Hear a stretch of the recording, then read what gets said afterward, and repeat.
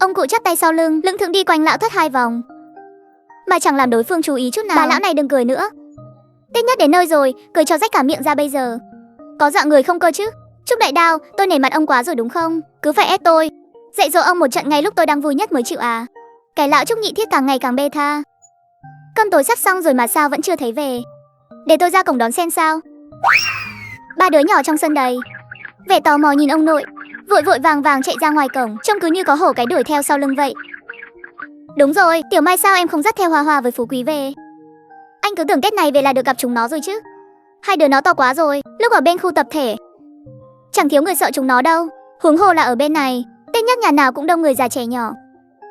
Mang về mà dọa người ta thì rắc rối lắm. Lúc tụi em xuất phát, tiện đường đưa 2 đứa nó vào núi chơi rồi. Trong núi có nhiều bạn thú quen mặt mà, coi như cho tụi nó đi họp mặt cuối năm luôn. Ban đầu Trúc Khải Hoàn cũng muốn đưa tụi nó đến đại viện số 1, nhưng cuối cùng Bạch Nặc vẫn quyết định thôi.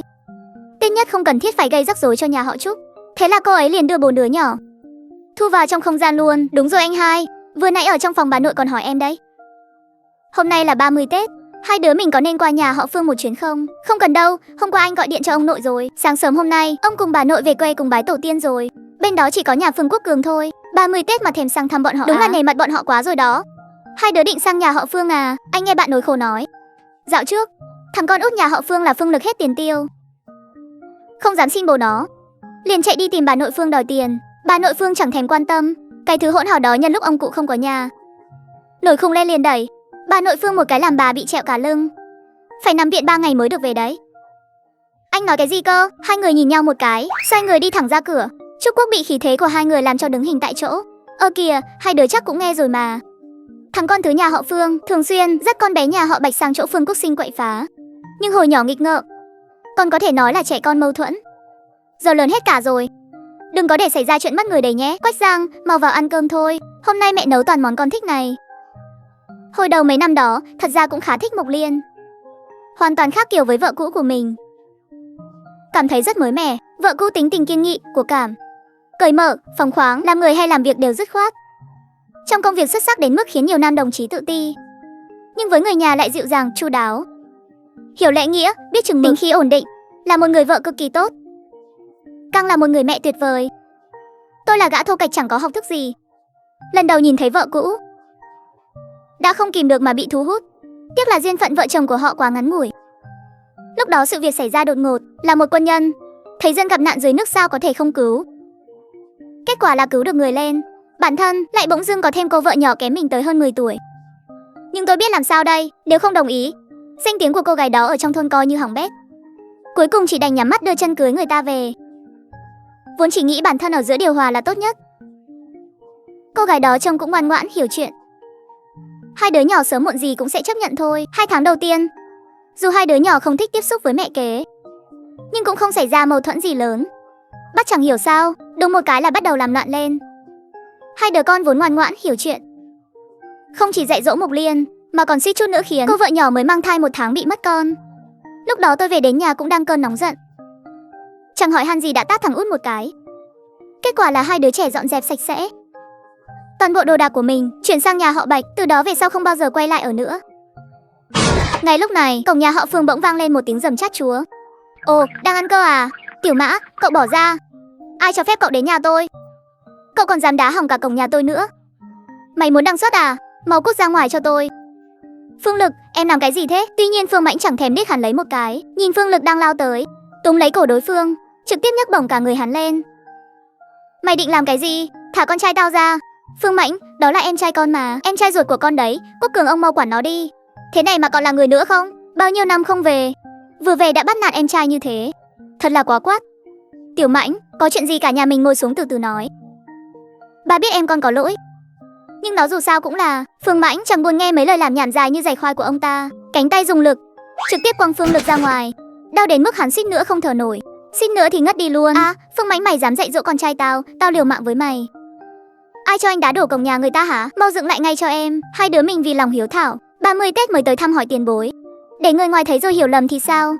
Phương Mãnh lập tức thu lại vẻ mặt ngông cuồng, ngoan ngoãn xoay người, dựng cái cổng đang bị dẫm dưới chân lên.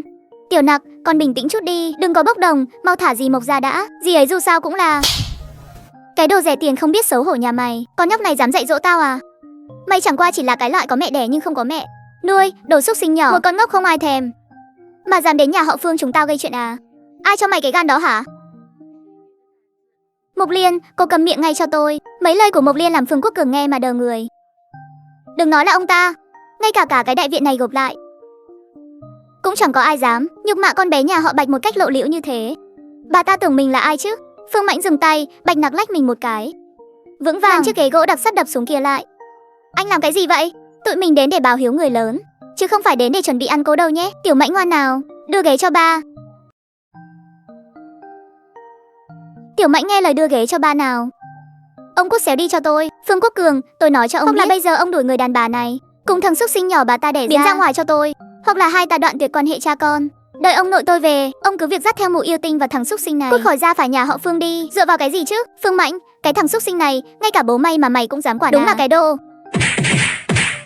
Bạch Nặc, Phương Mãnh, ba là ba của con đấy. Làm nhảm, ai thèm bảo lão già này không phải bố anh đâu.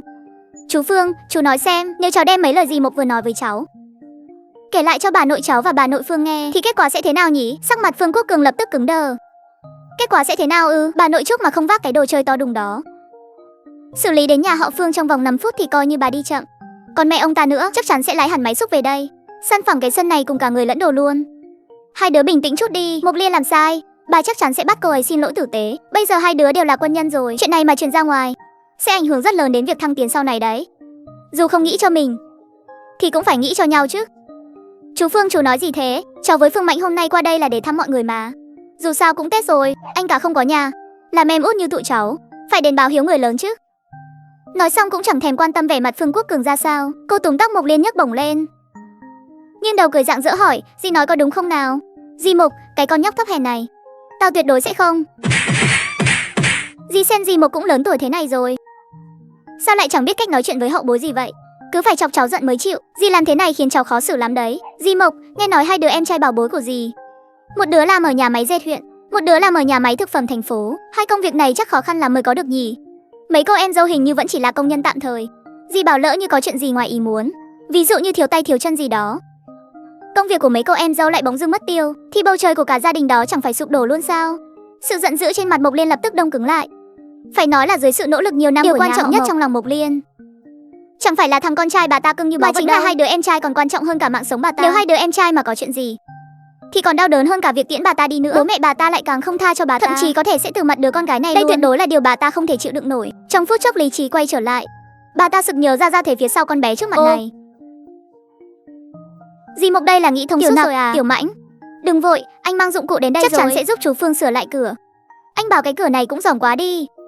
Sao bảo hỏng là hỏng luôn thế? Yên tâm nhé, tôi với anh Bảy sẽ sửa ngay đây. Hai đứa sắp ra được rồi. Giọng nói sang sảng của Trúc Cúc vang lên bên ngoài sân. Ngay sau đó anh ta lại như đang tán gẫu với ai đó. Chả là hôm nay 30 Tết mà. Em gái với em trai tôi vừa làm xong việc ở nhà tôi, đã vội vàng chạy qua thăm chú Phương trước bữa cơm tất niên. Kết quả là vừa vào cửa thì cái cửa này bị kẹt cứng luôn, đẩy thế nào cũng không ra được. Đúng thế, tôi vừa hay đi ngang qua, chú bảo có trùng hợp không cơ chứ? Nếu không thì hai đứa nhỏ này tối nay chẳng phải bị nhốt ở đây cả đêm sao? Nhà họ Phương cũng coi như nhà mình, nhưng em gái tôi dù sao cũng chưa về làm dâu. Hai đứa đang tìm hiểu nhau, để con gái ở lại nhà họ Phương qua đêm thì Tiểu Mãnh ở nhà tôi thì không sao. Nhà bao nhiêu là đàn ông con trai, buổi tối ngủ cùng tôi với anh Bảy là được rồi. Thôi nhé chú, bác, thím, lát nữa nói chuyện cháu với anh Bảy sửa cái cửa đã. Không thì bà nội cháu đợi cuống lên, cầm nước ở nhà. Nói xong Trúc Quốc và Trúc Báo xách cái hộp dụng cụ, nhanh chân đi về phía cánh cổng gỗ đặc đang bị kẹt cứng trong khung cửa. Hai người họ cũng chẳng biết sửa thế nào, cứ thế mỗi người cầm một cái búa sắt, một người cầm cái cờ lay gõ gõ đập đập, cuối cùng tung một cú đá trời giáng vào. Cửa lỏng ra rồi. Trúc Báo và Trúc Quốc vừa bước vào, ánh mắt lạnh lùng quét về phía Mộc Liên đang đứng trong góc. Mấy lời đồng chí Mộc vừa nói tôi sẽ thuật lại không thiếu một chữ cho chú út và bà nội. Còn sau đó thế nào? Đồng chí Mộc tự cầu phúc cho mình đi nhé. Mộc Liên hận đến nghiến răng, trong lòng lại càng hoảng loạn. Nếu nói trong cái đại viện này có nhà nào bà ta không dám thì chắc chắn là nhà họ Trúc.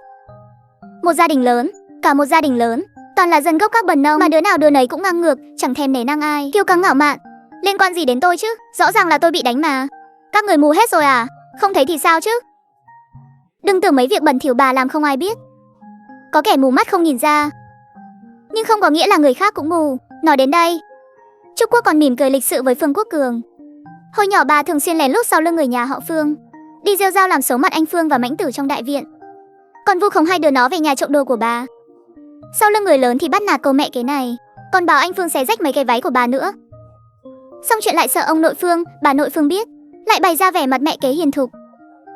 Nói cái gì mà trẻ con còn nhỏ, kiên nhẫn dạy bảo là được, tuyệt đối không được để người già biết, tránh làm ảnh hưởng đến tình cảm ông cháu bọn họ.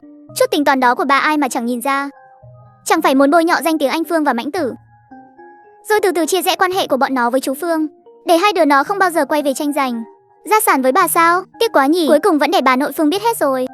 Nếu không bà nghĩ tại sao bao nhiêu năm nay bà nội Phương luôn không thừa nhận bà và hai đứa con bà đẻ ra chứ? Thậm chí còn yêu cầu mỗi tháng chú Phương phải giao nộp một nửa tiền lương cho hai ông bà, bao gồm cả những thứ đứng tên chú Phương, cũng sớm bị bà nội Phương đòi về để lại cho anh Phương và Mãnh Tử rồi. Chỉ có cái loại ngu ngốc như bà mới tưởng chú Phương còn nắm đống đồ tốt trong tay, chờ bà và con trai bà đến thừa kế thôi. Hả? Bà nói cái gì cơ? Tiền lương gì chứ? Đồ tốt gì cơ? Sao cô lại biết được mấy chuyện này? Bà đoán xem. Thôi đi thôi nào, về nhà ăn cơm thôi. Đói là cả người rồi đây này. Em nói các anh nghe, bác Hải nấu ăn thấm nước mũi luôn nhé. Vừa mới về nhà một chuyến mà em thèm nhỏ dãi luôn. Chỉ là nấu hơi chậm tí thôi, hình như là vì chú út lỡ tay, đốt cháy lủng luôn cả cái nồi gang to rồi. Khoan đã, quên mất một chuyện rồi.